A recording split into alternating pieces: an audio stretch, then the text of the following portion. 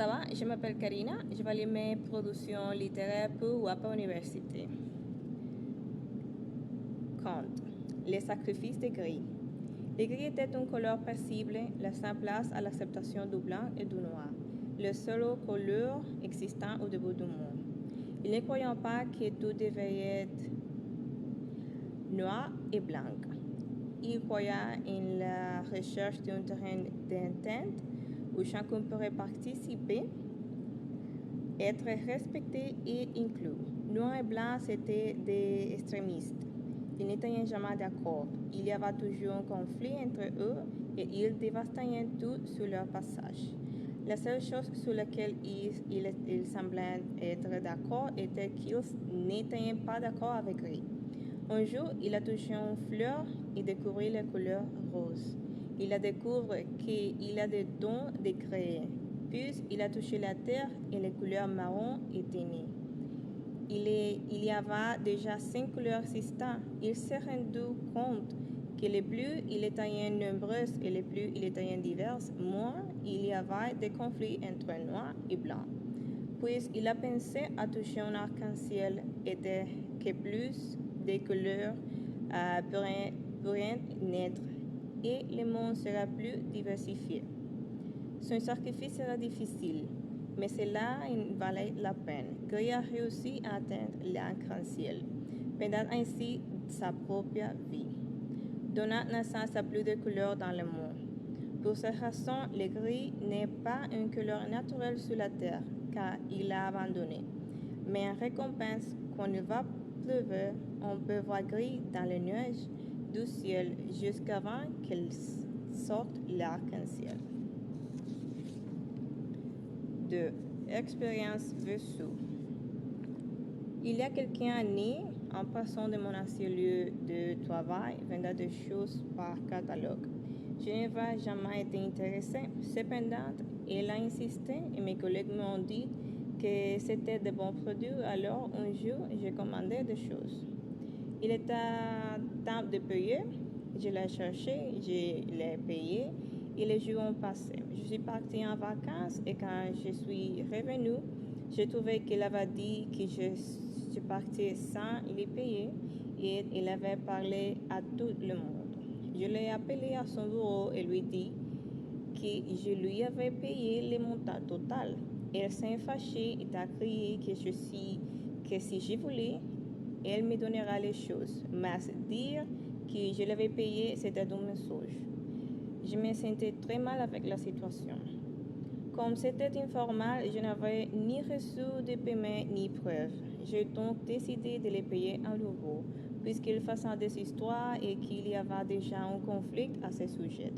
Alors, je l'ai payé et je lui ai même présenté des excuses, cherchant à calmer la situation et à mettre fin aux discussions. Environ un semaine après cela, il a appelé ma chef et lui a dit qu'il allait lui donner l'argent pour me rembourser, car il avait été confondu avec une autre personne portant un nom similaire au mien et s'est rendu compte qu'il m'avait facturé 2 fois. Il m'a alors appelé et s'est excusé et m'a dit qu'il m'avait envoyé l'argent. Je lui ai dit que ce n'était plus nécessaire. Je préférais ni pas recevoir l'argent, pourquoi sera inconfortable pour moi. Que j'étais content que tout soit résolu et que même si je ne reprendrai plus jamais rien de ses mains, par dignité, il n'y avait ni rancœur ni colère de ma part. 3. Chronique. Mahatma Gandhi. Mohammad Karamdas Gandhi, Porbandar, Inde britannique, 2 octobre 1869. Il était le chef le plus remarquable du mouvement pour l'indépendance indienne contre les Raj britanniques. Il a pratiqué la désobéissance civile non violente. Il était un pacifiste, un politique, penseur et avocat hindou. En 1893, il acceptait un contrat de travail avec une société indienne opérant à Natal, en Afrique du Sud. Il s'est inquiet de la situation de ses compatriotes qui y résidaient là. luttant contre les lois qui discriminaient les Indiens en Afrique du Sud par la résistance passive et la désobéissance civile. Lors de ses voyages, il a subi une humiliation en ce voyage, refusé l'hébergement dans divers hôtels en raison de sa race. Cette expérience l'a mis beaucoup plus en contact avec les problèmes dont souffraient quotidiennement les Noirs d'Afrique du Sud. De même, après avoir suivi le racisme, les préjugés et les injustices en Afrique du Sud, il a commencé à s'interroger sur la situation sociale de ses compatriotes et sur lui-même dans la société de ces pays. Il a prolongé son séjour dans ces pays et a franchi les parties du Congrès indien du Natal en 1894. Grâce à cette organisation, il a pu unir la communauté indienne d'Afrique du Sud en une force politique homogène, inondant la presse et le gouvernement des allégations de violence de la loi indienne. À son retour en janvier 1897, un groupe d'hommes blancs l'a attaqué et a tenté de le lyncher. Signe clair des valeurs qu'il défendra tout au long de sa vie, il a refusé de traduire ses agresseurs en justice, indiquant que l'un de ses principes était de ne pas demander réparation devant les tribunaux pour les préjudices qui lui auraient été infligés. En 1906, le gouvernement du Transvaal a adopté une loi obligeant tous les Indiens à s'enregistrer. Cela a conduit à une protestation massive à Johannesburg, où pour la première fois Gandhi a adopté la plateforme appelée Satyagraha, attachement ou dévotion à la vérité, qui consiste en une protestation non violente. Gandhi retourne en Indie en 1915. De 1919, il appartient ouvertement au front du mouvement nationaliste indien. Il a établi des méthodes innovantes de lutte sociale telles que la grève de la faim et dans ses programmes, il a rejeté la lutte armée et a prêché l'ahimsa, non-violence, comme moyen de résister à la domination britannique. Il a été nommé personnalité de l'année en 1930 par le Time Magazine. Du 12 mars au 6 avril 1930, il mène une importante manifestation non violente connue sous le nom de Marche du sel, Salt Satyagraha, qui servira d'inspiration à des mouvements comme celui de l'Américain Martin Luther King. En 1931, il participe à la conférence de Londres où il appelle à l'indépendance de l'Indie. De même influence de Henry S. Salle sur Gandhi fut très notable et notamment son ouvrage A Plea for Veganism, comme il l'exprima lui-même dans son discours à la réunion de la Vegetarian Society en 1931. En 1942, Londres envoyait Richard Stanford Cripps comme intermédiaire pour négocier avec les nationalistes, mais comme une solution satisfaisante n'est pas trouvée, ils radicalisaient leur position. Gandhi et sa femme Kasturba ont été privés de liberté et placés en résidence surveillée au palais de l'Aga Khan, où elle est décédée en 1944 alors qu'il jeûnait depuis 21 jours. Son influence morale sur le développement des conversations qui préparaient l'indépendance de l'Indie fut considérable.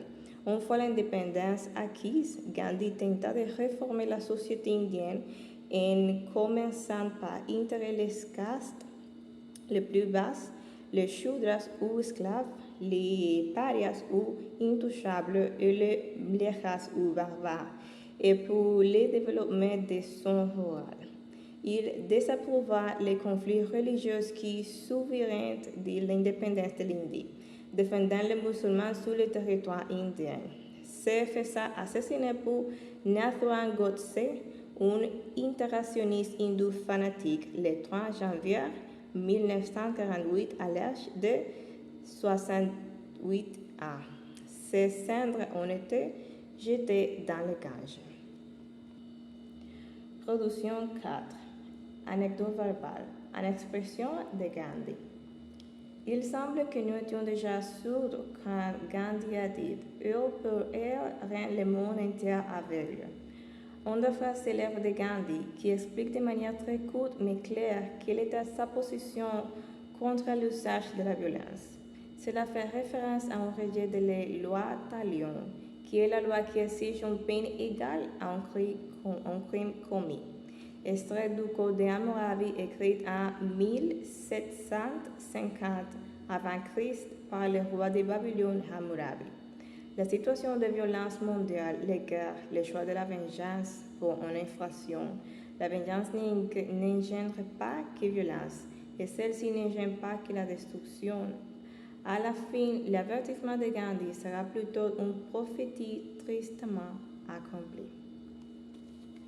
5. Résumé critique. La Déclaration universelle des droits de l'homme. Le 10 décembre 1948, les 58 États membres qui constituaient alors l'Assemblée générale ont adopté la Déclaration universelle des droits de l'homme à Paris au Palais de Chaillot. Je vais parler des articles que j'ai trouvés qui sont les plus oubliés ou violés. Article 1. Tous les humains sont libres et dans des conditions égales avec le devoir d'agir avec l'autre avec bonne volonté. Article 2. Nous pouvons tous nous fier à cette déclaration indépendamment de la race, de la couleur, du sexe, de la langue, de la religion, de l'opinion politique ou de tout autre statut ou caractéristique. Par conséquent, aucune distinction ne sera faite en fonction du statut politique ou juridique de l'État d'origine, même s'il ne s'agit pas d'un pays indépendant ou autonome. Article 3. Nous avons tout droit à la vie et à la liberté. Article 4. L'esclavage sous toutes ses formes est interdit. Article 5. Tout comme l'esclavage, la vente d'esclaves est interdite. Nul ne peut être soumis à la torture, à des actes de cruauté ou à des traitements inhumains ou dégradants. Article 6. Nous avons tout droit à la reconnaissance de notre figure juridique, c'est-à-dire l'existence d'un individu agent des droits et des obligations. Article 7. Nous sommes tous sous un pied d'égalité devant la loi. Nous devons être protégés de toute discrimination qui viole ou cause la violation de cette déclaration. Article 8. Nous devons tous être protégés des actes qui violent les droits fondamentaux reconnus par la Constitution ou par la loi. Article 9. Nul ne peut être arbitrairement arrêté, détenu ou exilé. Article 12. Droit à la vie privée dans tous les aspects de la vie privée et droit à la protection contre l'ingérence ou l'attaque de la dite addiction. Article 15. Nous avons tout le droit d'avoir une nationalité et de ne pas être privés d'échanger de nationalité. Article 18. Nous avons tout le droit à la liberté de pensée, de conscience et de religion et le droit de l'exprimer par les moyens que nous comprenons les mieux. Article 19. Nous avons le droit de ne pas être persécutés pour nos opinions et nous avons le droit de ne pas être limités dans la recherche de connaissances sous quelque forme d'expression que ce soit. Article 20. Nous avons le droit aux réunions pacifiques de notre show sans être contraints d'appartenir à une association. Article 30. Cette déclaration n'est pas un prétexte pour État, des groupes ou un individu qui a l'intention de commettre des actes qui entraînent la destruction de droits et libertés énoncés dans cet article. Les droits de l'homme ont été constitués pour créer des notions générales sur certains aspects de la vie humaine, pour garantir le respect des droits fondamentaux qui préservent la dignité humaine. De mon point de vue, au moment où ils ont été constitués, c'était très nécessaire et c'était très célébré. Le moment où nous sommes actuellement au niveau mondial, nous avons besoin de notre lancement des droits de l'homme. Si vous le voulez, peut ajouter des points plus actuels de ce que le respect des droits d'autrui peut désormais signifier, comme ne pas envahir la vie privée du téléphone de quelqu'un d'autre. C'est le moins important. Des choses vraiment, en lisant chaque article, je me rends compte qu'une grande partie de cela a été oubliée par la génération actuelle. Je crois que le problème réside dans l'ignorance de ces droits de l'homme par la génération actuelle. Production 6. Similitudes et différences entre la littérature anglaise et française. Différence. Français. On parle de la littérature française pour désigner toute production littéraire qui est écrite en français et qui est écrite par des auteurs nés dans ces pays. Anglais. La littérature anglaise englobe toutes les œuvres écrites dans cette langue, quel que soit le pays d'origine de ces auteurs. Français. Il a un grand impact dans les premières étapes du développement de la littérature universelle et deviendra l'un des principaux points de référence pour les auteurs de la postérité dans des autres parties du monde. Anglais. Après la conquête normande, les Français commencent à influer la culture anglaise, en particulier au sein des classes sociales inférieures, ce qui génère des modifications dans le lexique et la grammaire du vieil anglais. Français.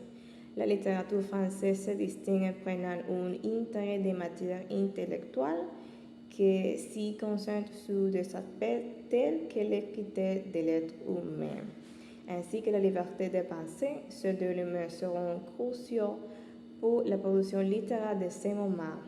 C'est ainsi que, à partir de ce moment,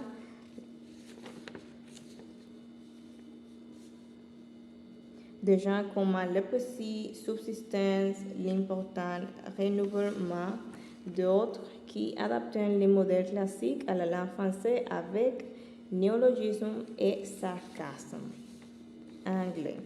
Sujet de la littérature anglaise. Vaincre le monstre, passer de la misère à la richesse, atteindre le succès, se lancer dans le voyage et le retour et la rencontre de l'homme avec la femme sont les principaux piliers sur lesquels repose la littérature anglaise. Des autres caractéristiques qui pourraient également s'ajouter à celles déjà évoquées, ce sont la comédie et la tragédie. Cependant, nous pourrions les résumer comme des films heureuses, comédies, ou des films malheureuses, tragédies. La politique, la recherche de la place parfaite dans la vie occupait une place importante dans la littérature anglaise. Le père de la littérature française, c'est Victor Hugo et son roman Les Misérables, qui dénonce la situation des classes les plus modestes. Le père de la littérature anglaise est Geoffrey Chaucer, avec The Canterbury Tales est l'œuvre le plus admiré et le plus important de Chaucer. Dans le Moyen-Âge, il se caractérise la littérature française par l'émergence des œuvres qui en langue vernaculaire. Dans le monde francophone, ces textes appartenaient au registre littéraire formant ainsi les premières de la littérature française. Mis au point entre 1220 et 1235, les Sage-Spiegel, thème signifiant miroir des Saxons, traite ainsi du droit privé et pénal, du droit public et du droit des procédures dans le but d'unifier la tradition juridique germanique. Dans l'anglais, l'immersion de l'imprimerie, comme cela s'est produit dans des autres parties du monde, a été décisive pour le développement de la littérature, étant donné que lorsqu'elle est arrivée en Angleterre, elle allait permettre l'épanouissement de la littérature vernaculaire, tout étant d'une importance vitale pour le protestantisme, réforme et humanisme ainsi. Vint le sort de la littérature anglaise avec des auteurs tels que Christophe Marlowe, Thomas Wyatt, Francis Beaumont, Thomas Dekker et bien sûr William Shakespeare. Dans la littérature française, au fil de l'histoire, on retrouve le souvent les princesses de Clèves de Madame de Lafayette, Candide de Voltaire, Jacques le Fataliste de Denis Diderot, l'éducation sentimentale de Gustave Flaubert, ainsi que Madame Bovary, Les Misérables et Notre-Dame de Paris de Victor Hugo, À la recherche du temps perdu de Marcel Proust, Le Bon de Jean Genet, L'étranger et la peste d'Albert Camus, La nausée, Les mouchés et Les chemins de la liberté de Jean-Paul Sartre, Le frère d'humeur de Charles Baudelaire, entre autres. Parmi les meilleures représentations de la littérature anglaise, on retrouve des noms des autres qui sont devenus des références de la littérature universelle avec des productions importantes. Parmi eux, on trouve des auteurs tels que William Shakespeare avec des œuvres telles que Roméo et Juliette, Macbeth, Le Roi Lear, entre autres. Il y a aussi Charles Dickens, Oscar Wilde avec The Picture of Dorian Gray, J.K. Rowling, ainsi que des représentants de la littérature de la Restauration tels que William Wycherley, John Bunyan, John Milton, George Gordon Byron, parmi les autres. Dans les similitudes, l'origine de la littérature française, c'était dans les périodes du Moyen Âge, et le même que la littérature anglaise, sur son origine, ça remonte au Moyen Âge. Merci.